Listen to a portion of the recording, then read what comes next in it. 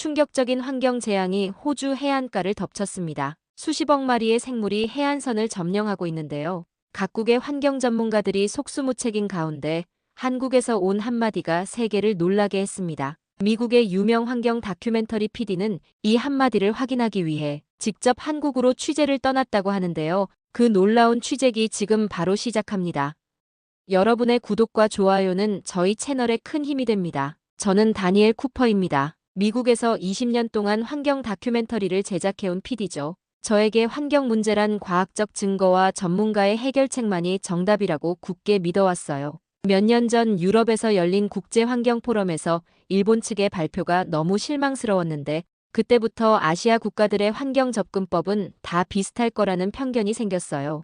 특히 아시아, 그중에서도 한국은 일본과 마찬가지로 그저 요란하지만 비전문적인 문화 소비국 정도로 생각했답니다. 그날 아침은 평소와 다름없이 뉴스 스크랩으로 시작했어요. 모니터 화면에 호주 해안가의 대량 따개비 출몰 사태가 눈에 들어왔죠. 까맣고 딱딱한 따개비 덩어리가 해안선을 뒤덮은 모습은 마치 공상과학 영화의 한 장면 같았어요. 호주 정부는 이미 수백만 달러를 투입했지만 별 효과가 없다는 기사였죠. 스크롤을 내리다 뉴스 댓글란에서 한국어로 된 댓글들이 눈에 띄었어요. 번역기를 돌려보니 된장 바르면 된다. 술안주 각인데 같은 내용이었죠. 환경 재앙을 두고 농담을 하다니 순간 화가 치밀었지만 무시하려 했어요. 그런데 다음날 같은 댓글들이 영어로 번역되어 전 세계 뉴스 사이트를 도배하기 시작했어요. 한국인들의 발언을 헤드라인으로 한 뉴스가 속보처럼 퍼지고 있었죠. 처음엔 그저 웃어넘기려 했어요. 하지만 소셜미디어에서조차 이 한국식 해결책이 이상하게도 화제가 되기 시작했어요. 환경 전문가들이 제시하는 과학적 대응책보다 더 많은 관심을 받는 것이 불쾌했죠. 사무실에서 커피를 마시고 있을 때 상사가 다가와 새 기획서를 건넸어요. 표지에는 글로벌 외래종 대응 다큐멘터리라고 씌어 있었죠. 넘겨보니 각 대륙별 촬영 계획이 적혀 있었고 마지막 페이지에는 한국의 전통적 외래종 대응법이라는 항목이 있었어요. 이건 시간 낭비예요. 과학적 접근이 아니라 항의했지만 상사는 단호했어요. 요즘 트렌드야. 한국은 무조건 넣어. 이미 각국 방송사와 계약 진행 중이야. 비행기를 타기 전날 밤 노트북을 열고 한국의 환경 정책을 검색했어요. 기대와 달리 과학적인 자료는 거의 없었고 대신 민간요법이나 음식 관련 기사만 가득했죠. 역시 쇼적인 대응뿐인 나라구나라고 생각하며 짐을 쌌어요. 인천공항에 도착했을 때 이미 마음은 다음 촬영지를 향해 있었어요. 한국은 그저 거쳐가는 곳, 형식적인 촬영지였을 뿐이었으니까요. 서해안의 작은 어촌 마을에 도착했을 때는 이미 오후가 깊어가고 있었어요. 안개가 살짝 내려앉은 바다는 신비로운 분위기를 자아냈죠. 취재팀은 저와 카메라맨 현지 통역사 3명뿐이었어요. 마을 입구에서 만난 칠순의 할머니는 제 서툰 한국어 인사에도 밝게 웃으며 손을 잡아주셨어요. 따개비 보러 왔다면서요? 여기 많아요. 다들 된장에 절여 먹지. 통역사가 번역해주는 말에 저는 믿기지 않았어요. 정말로 외래종 따개비를 먹는다고? 환경 파괴 생물을 식탁에 올린다고? 할머니는 제 의아한 표정을 보고 손짓하며 집으로 안내했어요. 낡았지만 깔끔한 바다가 보이는 작은 집이었죠. 마당 한켠에는 커다란 항아리가 몇 개 놓여 있었어요. 할머니가 그중 하나의 뚜껑을 열자 짭조름하면서도 달콤한 묘한 향기가 풍겼어요. 카메라맨이 촬영 준비를 하는 동안 저는 항아리 속을 들여다봤어요. 이게 뭐예요? 제가 물었죠. 따개비 된장이지. 비려서 생으론 못 먹지. 된장에 바르면 뽀얗게 풀어져요. 겨울나기용이라 생각하면 돼요. 항아리 안에는 검은 따개비 껍데기들이 된장에 절여져 있었어요. 할머니가 작은 도자기 접시에 조금 덜어 보여주셨죠. 뽀얀 된장 사이로 까만 껍질이 보였어요. 카메라맨이 촬영하려 했지만 저는 손을 들어 말렸어요. 이건 촬영 가치가 없어. 우리 다큐 주제에 맞지 않아. 그날 숙소로 돌아와 작업 노트에 불만을 적었어요. 한국의 방식은 과학적이지 않다. 단순히 먹는 문화일 뿐 체계적인 대응책이 아니다. 이런 비과학적 방식에 흥미를 느끼는 것은 위험하다. 다음 날 아침 마을의 다른 집들을 방문했어요. 놀랍게도 거의 모든 가정에서 비슷한 항아리를 갖고 있었고 각 집마다 조금씩 다른 방식으로 따개비를 보관하고 있었죠. 어떤 집은 따개비를 말려서 보관하고 또 어떤 집은 젓갈처럼 만들어 놓기도 했어요. 이렇게 된장에 담가두면 얼마나 보관하나요? 제가 물었어요. 1년은 거뜬해요. 오래될수록 맛도 좋아지고 할머니 때부터 내려온 방법이니까 최소 100년은 된 비법이지. 점심때가 되자 마을 회관에 모인 주민들이 저를 초대했어요. 창가 테이블에는 조촐한 밥상이 차려져 있었고 중앙에는 커다란 뚝배기가 놓여 있었어요. 구수한 된장 향기가 코끝을 간지렸죠.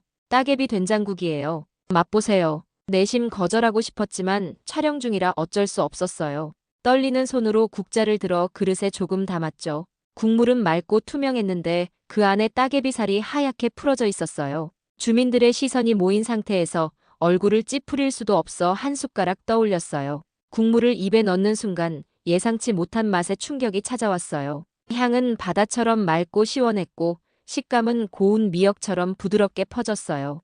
짭조름한 감칠맛이 혀끝에서 퍼지며 이상하게도 안정감을 주었죠. 이게 정말 그 따개비로 만든 건가요? 할머니 한 분이 미소 지으며 대답하셨어요. 썩기 전에 살리는 거지요. 다 같이 먹고 살자고 담근 거니까. 그 말이 제 귓가에 맴돌았어요. 썩기 전에 살린다, 함께 먹고 산다. 이건 단순한 요리법이 아니었어요. 나와 다른 것, 불편한 것을 없애는 게 아니라 함께 공존하는 방식이었죠. 한국의 방식은 제거가 아니라 순환이라는 인식이 제 마음 한켠에 자리 잡기 시작했어요. 식사 후 마을 어르신들과 이야기를 나누던 중 놀라운 사실을 알게 되었어요. 이 마을에서는 바다에서 나온 모든 것을 버리지 않고 활용한다는 거였죠. 심지어 해초가 썩을 때 나오는 점액질로 비료를 만들어 텃밭에 쓴다고 했어요. 자연은 다 이유가 있어요. 버릴 게 하나도 없지. 이장님이 말씀하셨어요. 마을을 둘러보는데 갑자기 다큐멘터리의 방향이 바뀌어야 한다는 생각이 들었어요. 생태 통제가 아니라 생태 공존. 이것이 제가 이곳에서 찾아야 할 이야기였어요. 숙소로 돌아와 카메라맨에게 말했어요. 내일부터 콘셉트를 바꾸자. 우리가 놓치고 있던 게 있어. 무슨 말이에요? 카메라맨이 의아해하며 물었어요. 우리가 왜 외래종을 위험하다고 생각하는지 알아? 그들이 우리 생태계의 균형을 깨뜨리니까. 하지만 여기 사람들은 어떻게든 그 균형을 맞추려 노력해. 그게 우리와 다른 점이야. 그날 밤 바닷가를 산책하며 생각했어요. 환경 전문가로서 지난 20년간 수많은 지역의 생태계를 다뤄왔지만 이런 접근법은 처음이었죠. 달빛 아래 출렁이는 파도를 보며 오랜만에 흥분된 마음으로 내일을 기다렸답니다. 다음 날부터 본격적으로 한국의 외래종 대응법을 조사하기 시작했어요. 마을 이장님의 소개로 인근 지역 환경단체와 어촌계 관계자들도 만났죠. 그들의 이야기는 제 예상을 계속 뒤엎었어요. 첫 번째로 놀란 건 황소개구리 사례였어요. 80년대 한국에 들어와 생태계를 교란했던 황소개구리는 지금 거의 찾아보기 힘들다는 거였죠. 미국에서는 수백만 달러를 들여 퇴치 작업을 하는데도 결과가 미미했는데 한국에서는 어떻게 이런 일이 가능했을까요? 어떻게 관리하셨어요? 지역 환경단체 대표에게 물었어요. 관리라기보다는 자연스럽게 해결됐어요. 우리 토종 물고기들이 황소개구리 알과 올챙이를 먹기 시작했거든요. 또 일부 지역에서는 황소개구리 다리를 식용으로 활용하는 방법도 개발했고요. 자연의 순환이 해결해준 셈이죠. 인위적인 퇴치 작업 없이 자연의 순환 속에서 균형을 찾았다는 말에 고개를 갸우뚱했어요. 그동안 제가 배워온 방식과는 너무 달랐죠. 다음으로 알게 된 건 꽃매미 이야기였어요. 중국에서 들어와 포도밭을 초토화시켰던 꽃매미는 어느 순간부터 개체수가 급감했다고 해요. 일부 새들이 꽃매미 유충을 먹기 시작했어요. 그리고 어떤 지역에서는 꽃매미로 술안주를 만들어 먹기도 했죠. 화려한 날개 무늬를 활용해 장신구를 만드는 마을도 있고요. 카메라맨과 눈을 마주쳤어요. 도저히 믿기지 않았지만 환경부 자료에도 꽃매미 개체수가 현저히 줄었다고 적혀 있었어요. 오후에는 서해안의 또 다른 마을로 이동했어요. 이곳은 참깨로 유명한 곳이었죠. 유럽에서는 생태 테러리스트로 불리는 참깨가 한국에서는 전혀 다른 대접을 받고 있었어요. 참깨요? 간장게장, 매운탕, 튀김. 못 만드는 요리가 없지요. 포구의 할머니가 웃으며 말씀하셨어요. 외래종인데 그렇게 먹어도 괜찮나요? 제가 의아해하자 할머니는 더 활짝 웃으셨어요. 뭐가 외래고 뭐가 토종이에요? 다 같이 살아가는 거지. 우리 바다에 살면 우리 식구지. 그날 저녁 포구의 작은 식당에서 참깨탕을 먹으며 깊은 생각에 잠겼어요. 미국에서는 외래종을 침입자, 파괴자로 규정하고 없애는데 집중했는데 여기서는 함께 살아가는 존재로 받아들이고 있었어요. 현실적인 묘책은 아닐까? 싸우는 대신 받아들이는 것. 다음 날은 다시 첫 번째 마을로 돌아가 따개비 된장 만드는 과정을 자세히 취재했어요. 할머니들이 바닷가에서 따개비를 채취하는 모습, 깨끗이 손질하는 과정, 된장과 섞어 항아리에 보관하는 방법까지 카메라에 모든 과정을 담았죠. 할머니, 이렇게 하시는 이유가 뭐예요? 궁금해서 물었어요. 할머니는 주름진 손으로 따개비를 다듬으며 천천히 말씀하셨어요. 그냥 담그는 게 아니라 같이 살기 위한 일이에요. 썩을 걸 같이 먹을 수 있게 바꾸는 거니까요. 우리 어머니도 그렇게 하셨죠. 그 말에 깊은 통찰이 담겨 있었어요. 이들은 외래종을 없애려 하지 않았어요. 그저 함께 살아가는 방법을 찾아낸 것뿐이었죠. 수백 년, 어쩌면 수천 년 동안 이어져 온 지혜였을지도 몰라요. 마을 주민들과 더 많은 시간을 보내며 그들의 생활 방식 속에 담긴 철학을 이해하려 노력했어요. 외래종과의 공존뿐만 아니라 자연과 함께 살아가는 모든 방식이 달라 보였어요. 폐어망은 텃밭 울타리가 되고 바다가 버린 쓰레기는 예술 작품이 되고 죽은 생선의 뼈는 비료가 되었죠. 숙소로 돌아와 촬영본을 검토하며 결심했어요. 다큐의 핵심 장면은 이곳 주민들과 둘러앉은 밥상 위 된장 따개비국을 중심으로 마무리해야겠다고요. 우리가 수십 년간 찾지 못한 해답이 이 작은 마을에 있었어. 카메라맨에게 말했어요. 그러니까 과학적 접근보다 전통적 방법이 더 효과적이라는 거예요? 카메라맨이 물었어요. 아니, 그런 게 아니야. 여기엔 우리가 미처 생각하지 못한 과학이 있어. 공존의 과학. 우리는 제거와 통제에만 집중했는데 이들은 순환과 균형을 찾았어. 그게 핵심이야. 그날 밤 노을이 지는 바닷가에서 마지막 내레이션을 녹음했어요. 파도 소리를 배경으로 한국의 작은 어촌 마을이 세계 환경 문제에 던지는 메시지를 담았답니다. 그렇게 촬영한 다큐가 방영된 날, 저는 사무실에서 조용히 모니터링을 하고 있었어요. 솔직히 큰 반응을 기대하지 않았죠. 환경 다큐는 늘 시청률이 낮았으니까요. 그저 새로운 시각을 제시하는 작은 다큐멘터리가 될 거라 생각했어요. 그런데 방송 직후부터 SNS가 폭발했어요. 수억 달러 쏟아도 못 없앤 걸. 한국은 먹고 있었다. 된장 한 숟갈이 수십 년 생태 정책보다 깊었다는 댓글들이 쏟아졌죠. 환경 전문가들 사이에서도 열띤 토론이 벌어졌어요. 상사가 사무실로 뛰어들어왔어요. 다니엘, 대박이야. 재방송 요청이 쇄도하고 있어. 아시아 채널들은 물론이고 유럽 방송사들도 연락해왔어. 다음 날 아침 메일함은 인터뷰 요청으로 가득 찼어요. CNN, BBC, 심지어 UN 기후재단에서까지 연락이 왔죠. 한국의 생태 공존 방식에 대해 더 알려달라는 내용이었어요. 낯설고 당황스러웠지만 또한 기뻤어요. 제가 발견한 가치가 인정받는 기분이었으니까요. 그렇게 2달 동안 전 세계를 돌며 강연을 했어요. 환경 전문가들 앞에서 한국 할머니들의 지혜를 전하는 일은 묘한 경험이었답니다. 종종 그게 정말 효과가 있나요? 라는 질문을 받았지만 저는 확신을 갖고 답했어요. 우리는 문제를 없애려고만 했습니다. 하지만 한국에서는 함께 살아갈 방법을 찾았어요. 그들은 먹기 위해 없애는 게 아니라 살기 위해 먹는 겁니다. 그 차이가 중요합니다. 놀랍게도 여러 나라에서 한국식 방법을 도입하기 시작했어요. 호주의 따개비 문제는 한국 셰프들의 도움으로 바다의 맛이라는 새 메뉴로 탄생했고, 캐나다의 외래종 물고기는 현지 주민들의 전통 조리법과 결합되어 지역 명물이 되었죠. 문제를 기회로 바꾸는 철학이 퍼져나가기 시작한 거예요. 환경부처들도 관심을 보였어요. 생태적 공존 모델이라는 새로운 접근법이 각국의 정책 문서에 등장하기 시작했답니다. 물론 모든 문제가 이렇게 해결될 수는 없겠지만 새로운 시각이 더해진 것만으로도 큰 변화였죠. 그렇게 정신없는 몇 달을 보낸 후 저는 다시 그 한국의 작은 어촌 마을을 찾았어요. 이번엔 취재가 아니라 감사 인사를 전하기 위해서였죠. 그리고 제 다큐멘터리가 불러일으킨 변화들을 그들에게 들려주고 싶었고요. 마을 회관에 모인 주민들은 여전히 그 온화한 미소로 저를 맞아주셨어요. 테이블 위에는 익숙한 따개비 된장국이 놓여 있었죠. 이젠 그 냄새가 그립게 느껴졌어요. 이제 좀 익숙해지셨나요? 할머니 한 분이 물으셨어요. 네, 이제는 정말 맛있게 느껴져요. 제가 웃으며 대답했답니다. 공기가 약간 쌀쌀했지만 따뜻한 국물은 마음까지 데워주었어요. 주민들에게 지난 몇 개월간의 이야기를 들려주었죠. 세계 곳곳에서 일어나고 있는 작은 변화들, 한국의 지혜가 어떻게 퍼져나가고 있는지를 말이에요. 할머니들이 세계적인 스타가 되셨네요.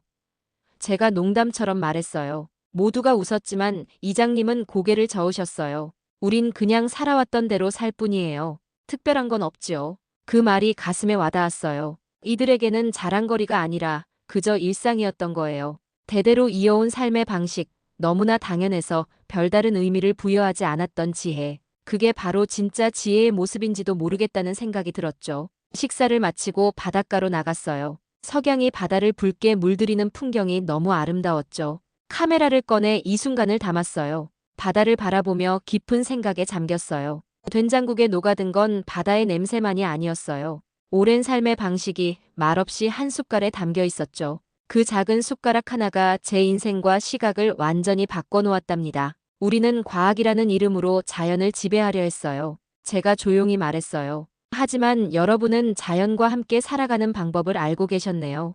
이장님은 웃으며 말씀하셨어요. 사람이 자연보다 위에 있다고 생각하면 결국 패배하는 법이지. 우린 그냥 자연의 일부라는 걸 받아들였을 뿐이야. 해가 완전히 지고 어둠이 내려앉았을 때 마을의 작은 불빛이 하나둘 켜지기 시작했어요. 그 풍경이 마치 제 마음속에 피어난 깨달음 같았죠. 어둠 속에서도 희미한 불빛처럼 길을 밝혀주는 지혜의 빛. 숙소로 돌아오는 길, 문득 어릴 적 할머니 집이 생각났어요. 시골 마당에 항아리들이 줄지어 있던 모습, 할머니가 된장찌개를 끓이시던 모습, 미국에서 태어났지만 제 뿌리의 일부도 이런 지혜와 연결되어 있지 않았을까 하는 생각이 들었어요. 그날 밤 노트북을 열고 새 기획안을 작성했어요. 지구의 지혜, 전통이 말하는 생태학이라는 제목의 다큐멘터리 시리즈였죠. 세계 각국의 전통 지식이 현대 환경 문제를 어떻게 해결할 수 있는지 탐구하는 내용이었어요. 단순한 촬영 계획이 아니라 제 삶의 새로운 방향이 담긴 계획이었답니다. 외래종 문제를 넘어 인간과 자연의 공존이라는 더 큰 주제를 향해 나아가는 첫걸음이었으니까요. 뉴욕으로 돌아온 후 저는 새 시리즈 기획안을 제출했어요. 제가 변화한 만큼 동료들의 시선도 달라졌더군요. 예전에는 과학 광신도라고 놀림받던 제가 이제는 전통 지혜의 전도사가 되어 돌아온 거였으니까요. 놀랍게도 즉시 승인이 났고 예산도 2배로 늘었어요. 첫 에피소드의 주제는 당연히 한국의 발효 문화와 생태 순환이었답니다. 준비 과정에서 한국 대학의 생태학 교수님을 만났는데 그분이 들려준 이야기가 정말 놀라웠어요. 따개비 된장이 단순한 음식 문화가 아니라는 거 아세요? 과학적으로도 의미가 있어요. 된장의 미생물이 따개비의 독성 물질을 분해하거든요. 그렇게 분해된 성분은 단백질 함량이 높아져서 영양가도 뛰어나죠. 저는 깜짝 놀랐어요. 그럼 이건 우연이 아니란 말씀인가요? 우연이라기보다는 오랜 시간 축적된 지혜죠. 우리 조상들은 과학을 몰랐지만 자연을 관찰하고 경험으로 터득한 거예요. 반복해서 시도하고 효과가 있는 것만 남긴 결과죠. 그 말에 전율이 느껴졌어요. 제가 비과학적이라고 무시했던 방식이 사실은 심오한 과학이 담겨 있었던 거였죠. 과학과 전통이 대립하는 것이 아니라 서로 다른 접근법으로 같은 진실을 찾아가고 있었던 거예요. 새 다큐멘터리 촬영을 위해 다시 한국을 찾았어요. 이번엔 더 깊이 들어가 보고 싶었죠. 전국의 발효 음식과 외래종 활용법을 취재하며 한 달을 보냈어요. 강원도의 산골, 제주도의 바닷가, 경상도의 시골 마을까지 다양한 지역을 방문했답니다. 문제를 해결책으로 바꾸는 지혜, 제가 한국에서 계속 발견하고 있는 철학이었죠. 시리즈는 대성공이었어요. 특히 외래종 따개비로 만든 한국의 발효 요리를 소개한 에피소드는 최고 시청률을 갱신했답니다. 환경 분야 다큐멘터리로는 드문 일이었죠. 이번 촬영을 하면서 소중한 것을 얻었어요. 바로 세상을 바라보는 새로운 시각이었죠. 문제를 없애는 것이 아니라 기회로 바꾸는 법, 대립이 아닌 공존의 철학, 지배가 아닌 순환의 지혜를 배웠으니까요. 이제 저는 매년 한국을 방문해요. 특히 첫 번째 마을은 제 2번째 고향 같은 곳이 되었답니다. 그곳에서 바라보는 서해의 일몰은 세상 어디에서도 볼 수 없는 아름다움을 가졌으니까요. 지난번 방문에서는 마을 아이들에게 영어를 가르쳐 달라는 부탁을 받았어요.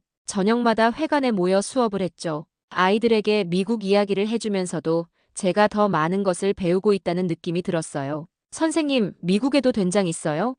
한 아이가 물었죠. 아직은 없지만 곧 있을 거야. 제가 웃으며 답했어요. 그날 밤 숙소로 돌아오는 길에 생각했어요. 어쩌면 제가 한국과 미국 사이에 작은 다리가 되고 있는지도 모르겠다고요. 한 문화의 지혜를 다른 문화에 전하는 된장 한 숟갈의 깊은 맛처럼 세상에 퍼져나가는 지혜의 전달자로요. 그렇게 제 인생의 새 장이 시작되었답니다. 환경 PD에서 문화의 통역사로, 과학자에서 지혜의 탐구자로 변화하는 여정. 모든 것은 한국의 작은 어촌 마을, 따개비 된장국 한 그릇에서 시작되었죠. 오늘 사연은 여기까지입니다. 오늘 사연에 대한 여러분의 생각이나 느낀 점을 댓글로 나눠주세요. 귀한 시간 내주셔서 감사합니다. 지금까지 감동 신호등이었습니다.